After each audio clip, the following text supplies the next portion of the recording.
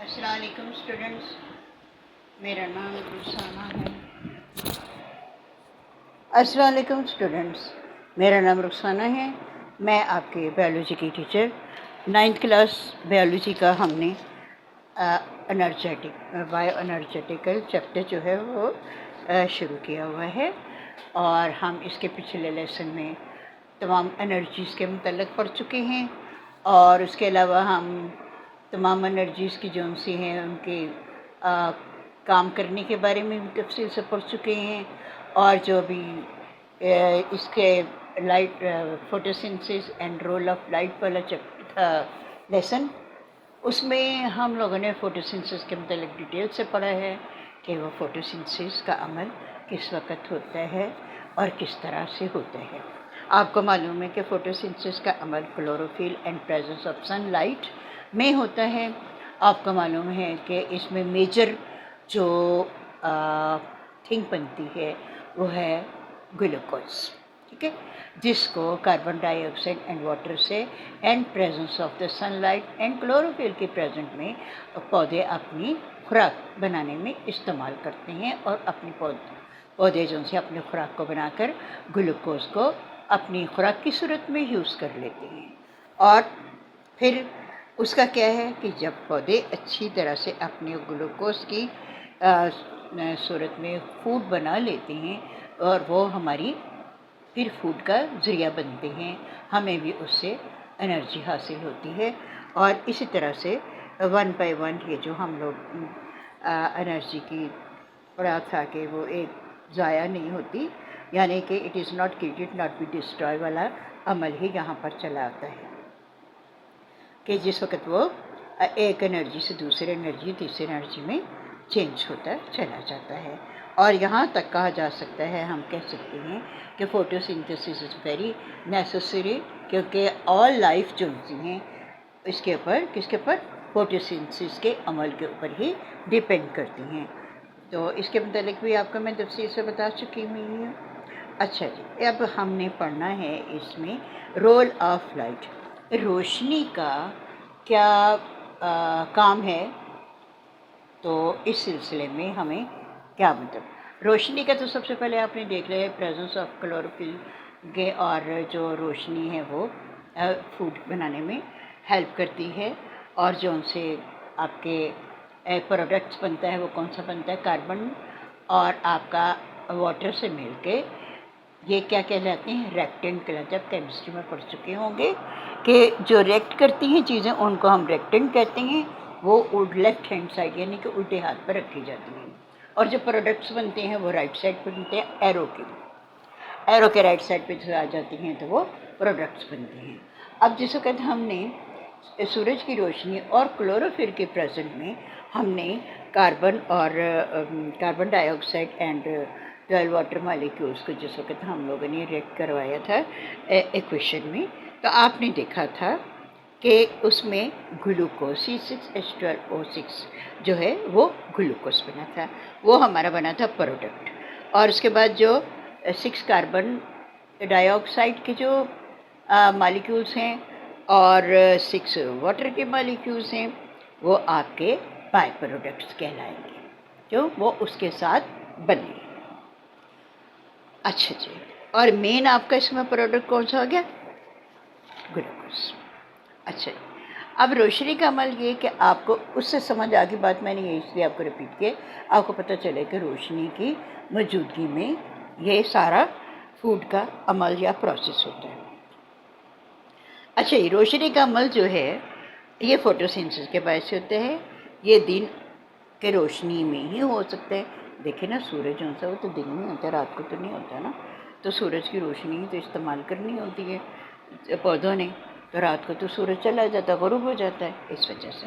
और दिन में क्या होती है, ऑक्सीजन ये प्रोड्यूस करते हैं, आपने देखा होगा। और ये आप शुरू से पढ़ते आ रहे हैं कि दिन के टाइम पौधे जो हैं वो ऑक्सीजन रिलीज़ करते हैं और रात को कार्बन डाइऑक्साइड रिलीज़ करते हैं। अच्छा, लेकिन दिन के टाइम जिसको ऑक्सीजन रिलीज़ होती है तो वो हमारे लिए बहुत बेनिफिट होती है, बहुत बेहतर होती है, बहुत अच्छी होती है, और वो जो है हम इस्तेमाल करते हैं। और उससे हमें फ्रेश एयर हासिल होती है, उससे हमारा माहौल जो है वो साफ़ सुथरा और खुशगवार रहता है। अच्छा जी, अब जिस वक़्त खुराक के लिए जब रोशनी को जज़ब करती हैं तो इसमें पिगमेंट्स भी होते हैं जो कुछ रंगों को जज़ब करते हैं। देखें, हम फूल, फल, फ्रूट एक ही किस्म के तो नहीं खाते ना, कि हम लाल ही सारी चीज़ें खाते जा रहे हैं या पीली खाते जा रहे हैं। नहीं, हर फ्रूट का अपना अपना टेस्ट, अपना अपना कलर, अपना अपना सब कुछ है। तो इसका क्या मतलब हुआ कि इसके बीच में जो ख़ास किस्म के पिगमेंट्स हैं, क्लोरोफिल के पिगमेंट्स हैं। आपको मालूम है क्लोरोफिल में पिगमेंट्स ही कहा जाता है ना, उर्दू में इनको आई थिंक ज़र्रात कहा जाता है, रंगदार ज़र्रात कहा जाता है, जो इनकी रोशनी को जज़ब करते हैं। आपको पता है कि विजिबल लाइट जो उनसी है वो ये लोग एब्ज़ॉर्ब करती हैं। और बात ये है कि इनके जो रंग होते हैं, ऐसा नहीं है कि एक ही पत्ता जो है सारे रंगों को एब्ज़ॉर्ब कर लेता है, नहीं, ऐसा हरगिज़ नहीं होता। इसमें कुछ पौधे जो उनसे हैं वो किसी कलर को एब्ज़ॉर्ब करते हैं और कुछ किसी कलर को एब्ज़ॉर्ब करती हैं। और जिस तरह यहाँ पर मैंने लिखा है कि 2 तरह के पिगमेंट्स होते हैं, एक मेन पिगमेंट होता है और एक एक्सेसरी पिगमेंट्स होते हैं। मेन पिगमेंट क्या होता है, वो ज़्यादातर रेड ब्लू लाइट जो सी है ना, उसके क्लोरोफिल जो से हैं वो उसको एब्ज़ॉर्ब करते हैं। और एक्सेसरी में जो उनसे हैं वो दूसरे जो उनसे कलर होते हैं वो एब्ज़ॉर्ब हो जाते हैं, जिनको आप पिगमेंट मेन को तो ए कह दीजिए और एक्सेसरी को बी सी कहा जा सकता है।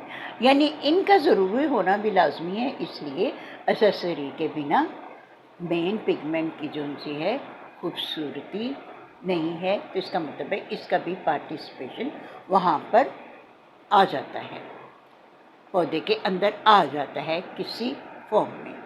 तो इसके अलावा जो पिगमेंट जो होते हैं ये एक क्लस्टर सूरत में या गुच्छों की सूरत में, आपने बुक में दिखेगा बने हुए हैं, वो गुच्छों की सूरत में पाए जाते हैं।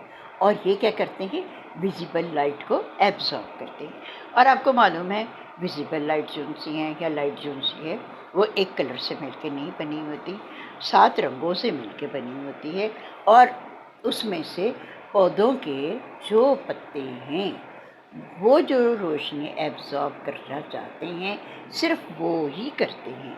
और ये भी नहीं कि सारी की सारी रोशनी एब्ज़ॉर्ब करके बैठ जाते हैं, ऐसा नहीं है, बल्कि जो उनको ज़रूरत होती है और वो एब्ज़ॉर्ब करते हैं। और बल्कि यूँ कहना चाहिए कि 1% के करीब वो जो है रोशनी को एब्ज़ॉर्ब करते हैं, 1%। और इसी 1% से वो सारा अपना काम जो सा है वो कंप्लीट करती हैं। और बाकी 99% जो है तो रिजेक्ट हो जाती है ना, ज़ाहिर है 1% जिस वक्त इस्तेमाल होगी।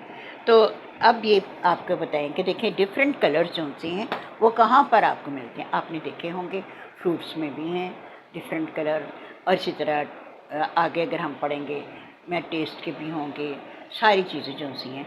क्योंकि देखने में तो सारे पौधे आपको ग्रीन ही लगते हैं, लेकिन इनके अंदर जो इनकी अपनी करैक्टरिस्टिक है या इनकी अहमियत है या इनकी ज़रूरत है जिसकी, और वो अपनी अकॉर्डिंग टू अपने पिगमेंट्स की वो उस रोशनी को एब्ज़ॉर्ब करते हैं और उसी का वो कलर एब्ज़ॉर्ब करके वही वो देते हैं पिगमेंट्स में, और ये क्लस्टर के सूरत में पाई जाती है।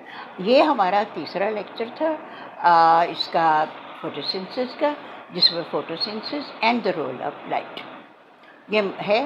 यानी कि फोटोसिंथेसिस क्या हुआ, क्लोरोफिल और सूरज की रोशनी में मौजूद, दिन की रोशनी में होता है, रात को स्टॉप हो जाता है, फोटोसिंथेसिस का अमल नहीं होता, इसलिए कि सूरज नहीं होता, इसलिए फोटोसिंथेसिस का अमल भी रुक जाता है। और दिन को ऑक्सीजन जो से हैं पौधे रिलीज़ करते हैं, हमारी जो है इसको हम इनहेल करते हैं, और इसके अलावा कार्बन डाइऑक्साइड रात को वो रिलीज़ करती हैं। दिन को वो कार्बन डाइऑक्साइड अपने फूड में इस्तेमाल करते हैं, तो इस वजह से वो ऑक्सीजन रिलीज़ करते हैं। आज के लिए इतना, मेरा ख्याल है इतना जो मैंने आपको बताया थोड़ा समझ आ गया होगा आपको। देख लीजिए कि कितना समझ आ गया होगा, उम्मीद है। और आज के लिए इतना। अब नेक्स्ट लेक्चर जो से है वो इंशाल्लाह ताला डिटेल से दोबारा देखेंगे। और ये हमारा सारा फोटोसिंथेसिस पुराना ही लेक्चर चला रहा है, बचपन से आप पढ़ते चले हैं। उम्मीद है आपको समझ आ गई होगी। अपना पढ़ाई की तरफ ज़्यादा तवज्जो दीजिएगा। आपको अल्लाह कामयाब करे। अल्लाह हाफिज़।